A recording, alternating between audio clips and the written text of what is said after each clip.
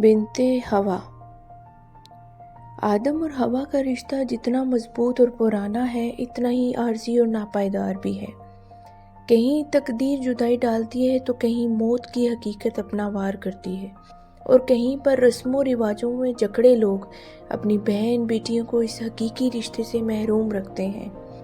तबस्सुम भी इसी रस्मों रिवाजों में जकड़े लोगों की बहन और बेटी थी, जिसका खानदान में रिश्ता ना होने के बायस बिन ब्याही रह गई। वो पीरों मरीदों के खानदान की थी। जिस घर में वो पैदा हुई थी, उससे उसकी मैयत निकलना थी। बस उसे एक घड़े से निकलकर दूसरे घड़े में दफन होना था। खानदानी रस्मों रिवाज के खिलाफ बगावत करना मौत को दावत देने के बराबर था। इस खानदान के मर्द आज़ाद थे, चाहे वो बाहर से ही शादी क्यों ना करें।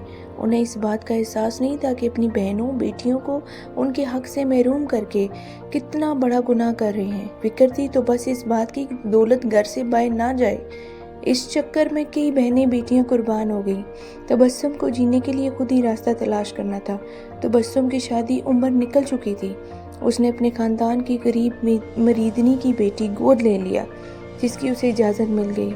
अब वो इस बात में खुश हो गई कि उसे जीने का एक मकसद मिल गया, और बच्ची की अच्छी तरबियत उसके लिए सदका जारिया बनकर उसके छुटकारे का सबब बनेगी।